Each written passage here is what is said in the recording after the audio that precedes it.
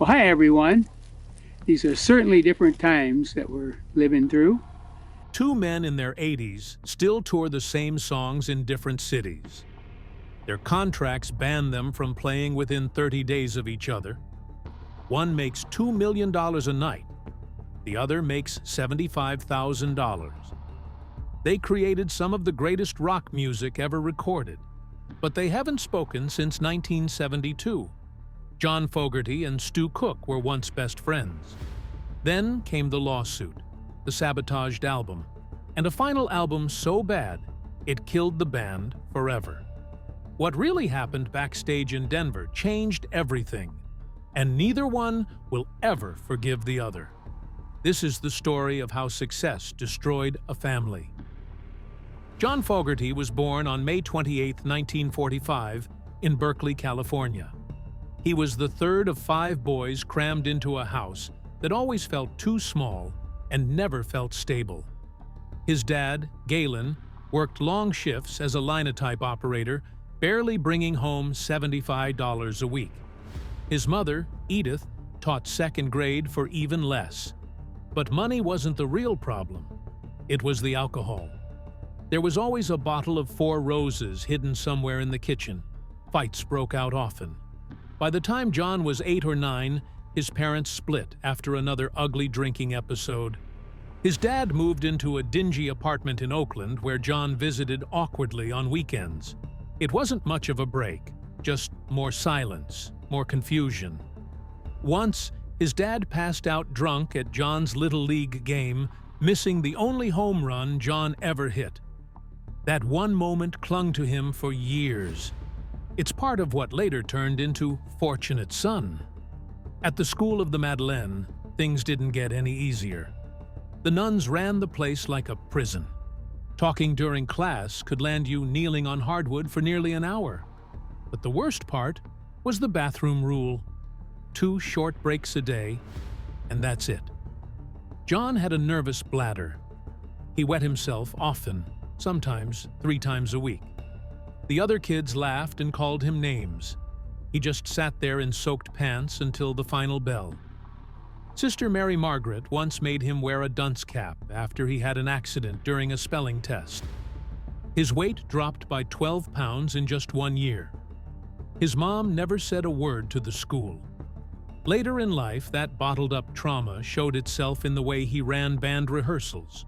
No bathroom breaks, 6-hour sessions, controlled down to the minute. When he switched to Harding Grammar and then to El Cerrito High, things started to shift. He met Doug Clifford in English class and Stu Cook in shop. All 3 started taking guitar lessons every Thursday from a folk musician named Barry Olivier. The lessons were $3 each, held above a hardware store and filled with blunt feedback. Barry told John straight up he had no rhythm, no natural talent, and charged him double. John kept coming back anyway. During summers, his family would go to Puta Creek near Winters. The water was dirty, but he'd wade in it for hours. He once caught a 14-inch catfish and kept it alive in a bucket until it slowly died. That image stayed with him and shaped the sadness in Green River. By 1960, El Cerrito had just over 25,000 residents, and John was one of the kids obsessed with rock and roll. He used his $1.50 weekly allowance to buy 45s from Music City Records. The first was Long Tall Sally for 89 cents. After months of begging, his mom bought him a Silvertone guitar and a tiny amp on installment, $10 a month. His dad called it a waste and refused to help. So John practiced alone, often for 4 to 6 hours a day in their cold garage. He played until his fingers bled. Neighbors called the police 17 times in 1 year. Once, he kept going until 2 a.m., and his mom smashed his amp, then paid to fix it, crying the whole time. His older brother Tom, already performing at local dances, let John join his band, the Blue Velvets. At a Memorial Day event, Tom insulted John's stage presence into the mic. John fled the stage and locked himself in the bathroom for nearly an hour. The fear of performing stayed with him for years. The resentment grew even faster. In 1962, Tom pawned John's guitar for $25 to buy weed. He never gave it back. John was stuck using Tom's spare for half a year. That betrayal never left his mind. The divorce was more than just emotional chaos. It left scars in daily life. John's dad moved into a place crawling with roaches. On visits, John sometimes found him passed out in the bathroom, once in his own vomit. His mom's second husband didn't help. Frank, a stiff PG&E supervisor, banned music after 6 p.m. John would lock himself in a room, playing alone for hours until he lost track of time. Sometimes he wet himself without even noticing. One of those long jam sessions birthed Porterville. At 16, John even tried to run away to San Francisco with $37 saved. His mom found him at the bus station and slapped him in front of everyone. Back in 1959, things started moving again. John formed a band with Stu and Doug. They called themselves the Blue Velvets, inspired by a doo-wop hit. Their gear was cheap, the garage cold, but they played with heart, 5 nights a week. Their first big moment came at a school talent show, where John's voice cracked hard during Summertime Blues, but their cover of Rumble got the crowd buzzing. One parent worked at a radio station. A few weeks later, a DJ named Casey Kasem played their second single, Bonita, on air. That one play reached thousands of listeners. Gigs followed, but Bonita sold just 471 copies. That failure pushed John to start writing his own songs. When Tom joined in officially around 1960, things shifted fast. He took over lead vocals, but John had already written 7 songs by 1961. During one rehearsal, Tom demanded co-lead vocals on one of John's tracks. John flatly refused and announced that all future originals would feature only him. That set the tone for the rest of their careers. Tom was angry, but quiet about it. Privately, he complained to Stu about John's dictator complex. The tension never left. The band tried 3 singles between 1961 and 1964. None took off. The final straw came during a backyard gig when John's amp blew out. He smashed it to pieces in front of everyone. It was worth 2 months of gas station wages. That night, everyone saw just how far John's frustration could go. Then came Fantasy Records in 1964. They signed without a lawyer. The deal gave away everything: masters, royalties, control, for almost no money, $900 each per year. The label even changed their name to the Golliwogs without telling them, a name rooted in racist imagery. When they played in black clubs, they got booed before they even started. Fogerty hated it, but couldn't do anything. He filled notebooks with better name ideas. Meanwhile, he tightened his grip on the band. No decisions without him. During rehearsals, he'd stop the music again and again, correcting tiny mistakes. Once, he made Doug redo a drum fill 87 times. Tom faded into the background. Stu and Doug stayed quiet, but they were close to quitting. They recorded 7 flop singles under the Golliwogs' name. Fantasy gave them $500 per session, 6 times less than what other bands got. Fogerty secretly took tapes home to remix them because the studio sound was so bad. Then, in 1966, both John and Doug got drafted. John ended up in the Army Reserve. He worked in a public info office, but used the time to write songs. 40 by the time he got out. He even recorded ideas on a smuggled cassette recorder. When John came back in late 1967, he took full control. He rewrote arrangements, played multiple instruments, forced long sessions. Tom was sidelined again. On paper, the songs got better. But inside the band, things fell apart. Porterville came out in April 1968. It didn't chart, but caught attention locally. A few months later, John re-recorded it for their debut album. Fantasy tried to erase the original masters, but John had backups. It was his way of proving they had something all along. By late 1967, the name had to change. John picked something that sounded Southern: Creedence Clearwater Revival. Creedence from a friend of Tom's, Clearwater from a beer ad, and Revival for a fresh start. Fantasy forced another contract. 5 more years. Worse terms. John signed anyway, hoping to renegotiate later. He never could. That one signature cost him millions, and started the fight that would never truly end. In July 1968, Creedence Clearwater Revival released their debut album. It didn't make a huge splash at first. Their budget was tiny, only $5,000 for marketing, and the album peaked at number 52. But one track stood out. Fogerty had taken Dale Hawkins' Susie Q, stretched it into a moody 8-minute jam, and turned it into something raw and hypnotic. He recorded his vocals in a single 2 a.m. take.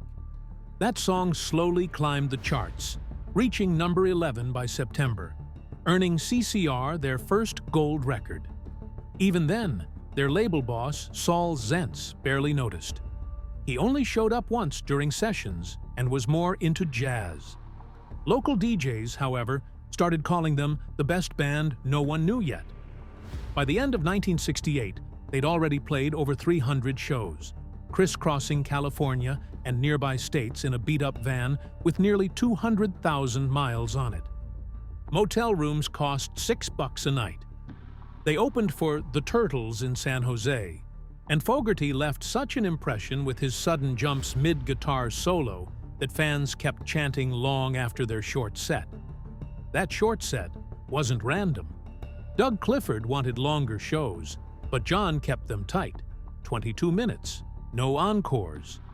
He believed that magic faded if you stayed too long. Stu Cook once asked for more bass in the mix, and John shut it down, saying, "Rhythm is the kind of power you don't see." Tom Fogerty, John's older brother, quietly grew resentful. John arranged nearly everything and left little space for anyone else.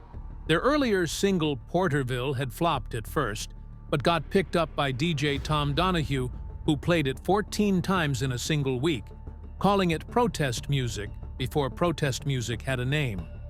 That buzz led to a Woodstock offer in 1969 for a Saturday afternoon slot, paying $10,000. But Fogerty turned it down. He wanted to keep a $750 show at the Oakland Coliseum instead. He'd later call it the dumbest decision of his career. When they did eventually play Woodstock, they went on at 3 a.m. to a crowd that was barely awake. It felt like a missed moment. Some critics even said Jimi Hendrix's guitar tone at Woodstock made Fogerty's work on Born on the Bayou seem second best. Fogerty's worldview came from his roots in El Cerrito, California. He grew up in a rental house that cost $85 a month. Watching the rich avoid war while his neighbors were drafted shaped his songwriting. Fortunate Son came from that rage. He wrote it after seeing David Eisenhower marry Nixon's daughter and dodge Vietnam. Fogerty was intense in the studio. He rejected 23 of Clifford's drum fill ideas during one session, wanting clean, military-style drumming. Cook had to play the bass line for Born on the Bayou 11 times before it passed. Tom's rhythm guitar was nearly muted on Proud Mary, down to 40% volume, something he only found out after the record came out. Money was another sore spot. In August 1968, Fogerty realized they were being paid just 2.5% in royalties, split between the 4 of them. That meant each member got less than 1%. When Susie Q sold 500,000 copies, CCR earned about $8,000, while Fantasy Records took $180,000. Fogerty was furious. In a January 1969 meeting, he slammed the contract down in front of Zayentz and promised to make so many hits the label would drown in them. It became a long war. Fogerty didn't win back his publishing rights until 2005, nearly 40 years later. Bayou Country came out in January 1969 and went triple platinum in 6 months. Proud Mary was written during a rainstorm in November '68, while Fogerty was sitting at a piano in El Chorrito. Despite all the river talk, he'd never been to Mississippi. He pulled the imagery from Mark Twain books and old blues records. The song came together in 4 hours and was recorded in 3. Clifford nailed the famous drum intro on his second try. The single sold 1 million copies by March and was later covered by Tina Turner, earning $1 million in royalties that Zayance kept until 1988. That year, CCR dropped 3 full albums: Bayou Country in January, Green River in August, and Willie and the Poor Boys in November. Each album brought more pressure. Green River hit #1 and stayed there until the Beatles released Abbey Road. Willie peaked at #3. Fortunate Son, one of their most iconic tracks, was written in just 20 minutes. Fogerty was burning hot with anger over the class divide, and it poured into the song. Bad Moon Rising, released in April, went to #2 in the US and topped the UK charts for 3 weeks. The lyrics were dark, but the melody was bouncy, a contrast Fogerty hadn't noticed until the band played it live. His signature guitar had been stolen, and the new one changed his tone permanently. The band toured Europe in April 1970, playing 8 sold-out shows, including one at Royal Albert Hall. Fogerty stretched out on jams like Susie Q and Born on the Bayou, but backstage, the cracks widened. He'd vetoed their Woodstock film appearance, and the rest of the band started seeing him more as a boss than a bandmate. Fogerty had total control. He wrote, arranged, and produced every song across the 3 1969 albums. Willie and the Poor Boys was crafted almost entirely by him, with the band feeling like backup players. Clifford later said the studio became a battlefield, not a creative space. Cook said it was demoralizing to be part of something so big and yet have so little say. Down on the Corner, released in September, hit #3 alongside Fortunate Son. The image of a street band playing on a corner mirrored CCR's own rough beginnings. But the success didn't stop the money problems. Fogerty gave up his royalties in 1980 just to get out of his contract. He didn't receive any payments for 25 years. It wasn't until 2023 that he finally bought back the publishing rights to his songs. By the end of 1969, 5 of their singles had hit the top 10. They played Woodstock, appeared on Ed Sullivan, and were at their commercial peak. But Fogerty's time in the Army Reserves still haunted him. He wrote Effigy after hearing Nixon dismiss anti-war protesters on the White House lawn. Burnout was setting in, and Cook quietly started questioning how much longer they could keep this up.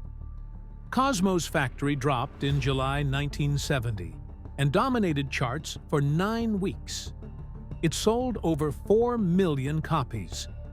The lead single, Travelin' Band, hit #2, but triggered a lawsuit from Little Richard for plagiarism. It was settled privately, but it took a toll. Who'll Stop the Rain was born out of the Woodstock storm, and Fogerty strained his voice recording it, using throat lozenges between takes. That vocal damage made him steer away from high notes for good. Their cover of Grapevine lasted over 11 minutes and was their longest track. During recording, Tom asked to sing part of the breakdown. John refused. Tom left the studio and didn't come back for 3 days. That tension boiled over during a concert at the Oakland Coliseum, where they had a screaming match backstage. Tom left the band in October 1970, though he stayed on for a few final commitments. Pendulum came out in December. It sounded different, more psychedelic, more isolated. Fogerty recorded most overdubs alone. Cook once asked for a bass solo, and even wrote it out. Fogerty erased it without telling him. When Cook found out, he was furious. That moment confirmed that John was calling all the shots. They were still a band in name, but not in spirit. By 1971, CCR had sold over 10 million records, but each member was making just $100,000 a year. Fantasy Records had made $25 million. Fogerty saw the contracts and brought in a lawyer who said they were owed $8 million. Zayance refused to budge. Cook and Clifford didn't back John. They feared legal fees would bankrupt them. John felt completely alone and decided to break up the band rather than keep feeding a system that chewed them up. They played Royal Albert Hall again in 1970. The crowd went wild, chanting for 17 minutes straight. But John refused to return for an encore. Cook later said they had extra songs ready, but John called encores fake and walked off. Promoters across Europe were frustrated, losing money and goodwill because of the no encore rule. The 1971 tour was brutal, 112 shows across 8 months. Tom got so stressed he lost 23 pounds and had to be hospitalized. John had to cover his parts using tape overdubs. During this madness, John wrote Sweet Hitchhiker in a Detroit hotel in under an hour. It reached number 6 and became their final top 10 hit. Their last show together was in Honolulu. Tom barely spoke. Backstage, a photographer captured him crying. That photo was never made public. In early 1972, something snapped inside John Fogerty. He was already bitter over his brother Tom leaving the band and still angry at the rhythm section for wanting more say in creative decisions. That's when he dropped a bombshell. He told them he'd only keep going if they each wrote and sang a third of the next album. To Cook and Clifford, this felt like sabotage disguised as democracy. Years later, Clifford said it was punishment for backing Tom. Fogerty claimed it was the other way around, that they pressured him into giving up control. Either way, the band was in trouble. They had lost Tom in 1971. Fantasy Records was demanding new material. And Fogerty saw a way out. Make an album that would fail, walk away, and make it look like it wasn't his fault. In January 1972, they began recording what would become the final Creedence Clearwater Revival album. And from the start, it was a disaster. Stu Cook's Door to Door was about his time selling vacuum cleaners. Doug Clifford's 45 revolutions per minute sounded like a garage band demo. These weren't just weak songs, they were barely finished. Fogerty, who used to handle everything, vocals, guitars, production, washed his hands of it. He didn't sing a note, didn't play a chord, didn't even tweak the levels. He just let the tape roll. It was like watching someone push a car off a cliff and then blaming the tires. People close to him later said he knew exactly what he was doing. Behind the scenes, he reportedly told friends there wasn't a chance in hell his bandmates would write anything good. And that's exactly what he was counting on. With no help from Fogerty, the songs sounded raw, unfinished, and jarringly out of place next to the few tracks he did contribute. The contrast was brutal. His guitar had always been the glue that held CCR together. Without it, everything fell apart. When the album dropped, Rolling Stone didn't hold back. John Landau opened his review by calling it Fogerty's Revenge. Then he said it was the worst album ever made by a major rock band. That quote stuck. It followed CCR like a shadow for decades. Critics shredded it.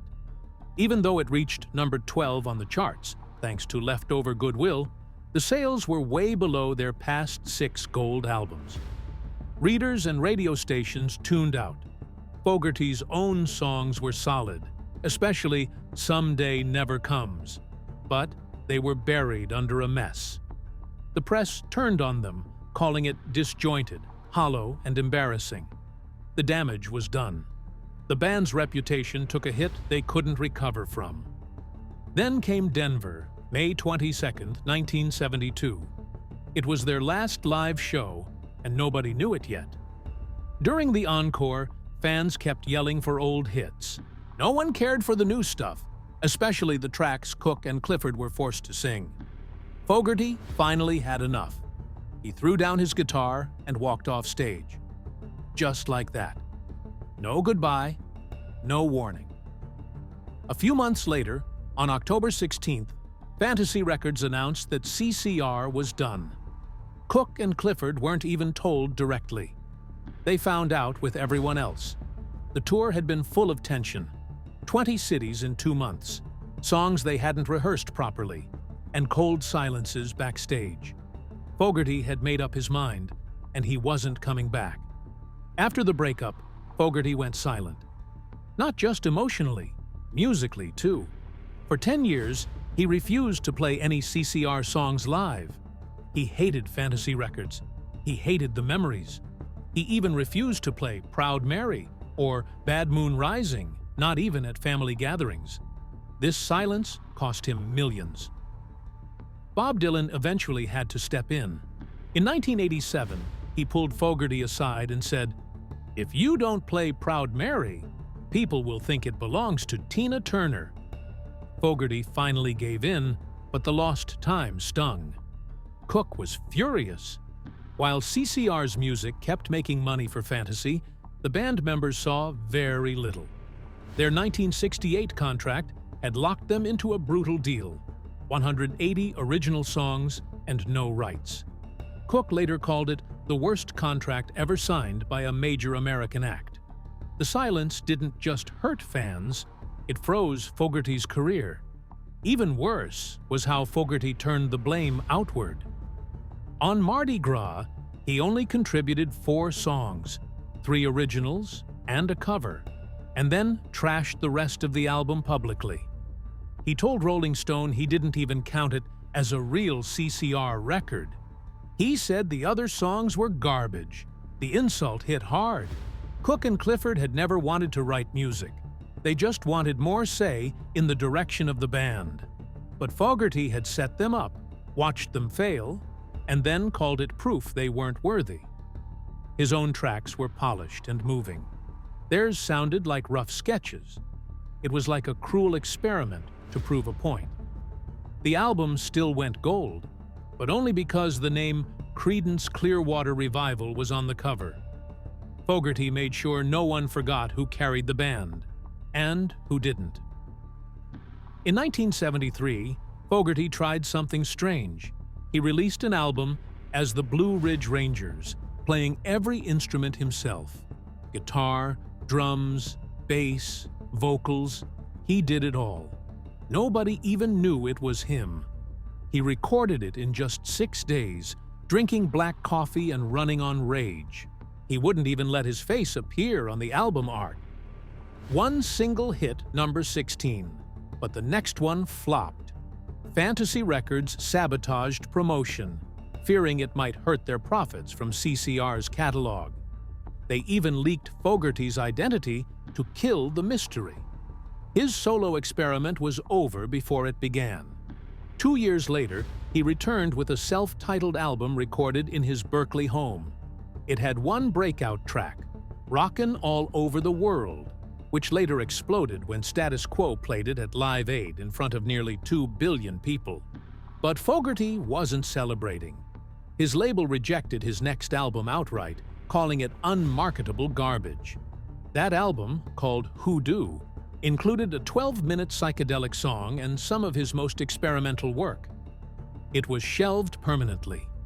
Asylum paid him $1 million just to stop. For years after, he wrote nothing. He played nothing. He was stuck. Then came the weirdest lawsuit in rock history. In 1984, Fantasy sued Fogerty for copying himself. They claimed the old man down the road sounded too much like Run Through the Jungle, even though Fogerty wrote both. In court, he brought a guitar and played both songs live to prove they were different. The judge called it unprecedented. The jury agreed. but the legal fees almost wiped him out.